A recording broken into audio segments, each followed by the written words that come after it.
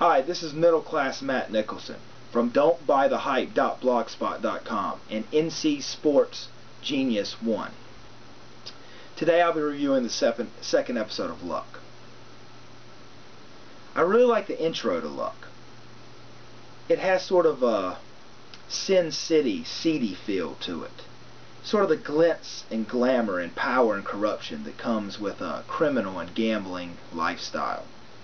There's coins being thrown into the fountain, and I find that interesting, almost like they're gambling on the future and making a wish and hoping that it comes true. There's also a coin at the end of the intro that spins, heads or tails, showing that your luck can change really at any time. And the show has a feel of that. Even when things go well, sort of like the inevitable can happen at any time. To recap the first episode, Dustin Hoffman's character Ace Bernstein is released from jail and begins to set things in motion to get his criminal enterprise back on track. Walter Smith, played by Nick Nolte, is a horse trainer who has a special horse. And they go into a little bit of the history of this horse and how he has a special father who was a great racehorse as well. He actually reveals this as he talks one-on-one with the horse himself. There's 4 degenerate gamblers. There's Marcus, Jerry, Renzo, and Lonnie. And they make a pick-6 bet at the track. These guys are not the most reputable of characters and sort of losers, if you will. But they win $2.6 million. In the end, they don't claim it because they don't want any unneeded attention from the government, the IRS, and other groups that may do them harm. In episode 2, it picks up right where episode 1 left off. Ace Bernstein begins to make bigger moves and set in motion his criminal activities. He makes a move on the track and begins to set up a front because he's a felon and he can't be attached to it. The same way he's doing with his racehorse, his $2 million racehorse, who technically Gus, his driver, owns because that is a front because he is keeping away. And he begins to sort of manipulate everyone involved in the situation to be in control, but at the same time keep his distance because of his criminal record.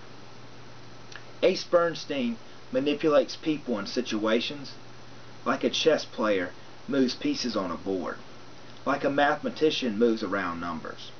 And even though he's involved in gambling, he's not a gambler who's sitting at the table or making bets on horses.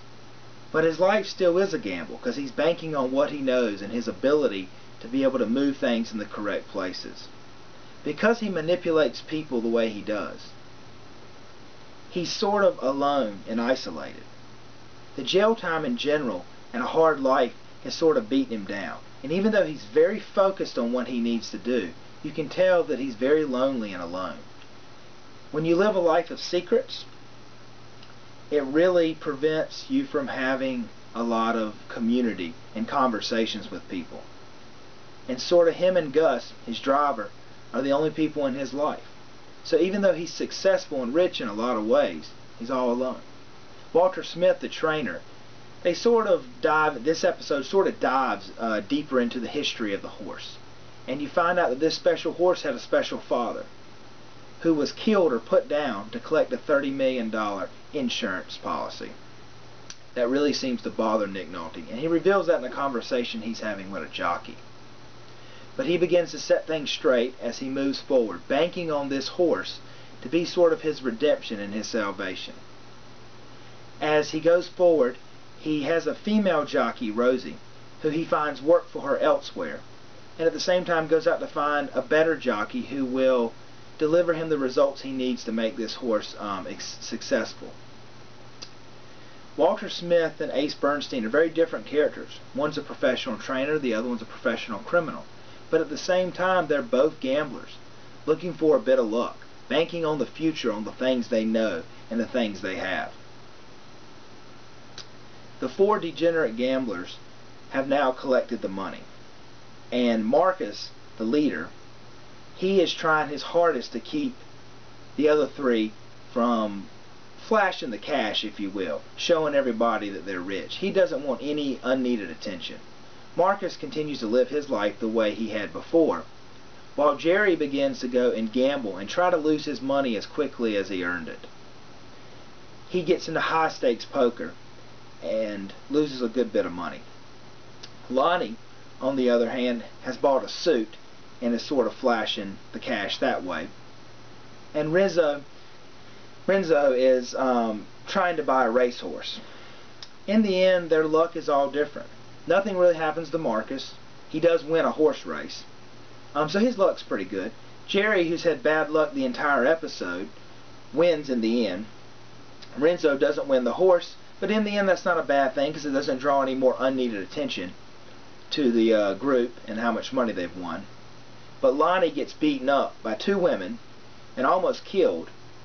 The two women, he was involved in an insurance fraud beforehand. In the end, the character's luck was pretty good in episode 2, for the most part. But you have this inevitable feel, kind of like the coin I talked about earlier, that their luck could change at any time. All these characters are very different. They are rich and poor. They are criminal and professional. They are smart and dumb.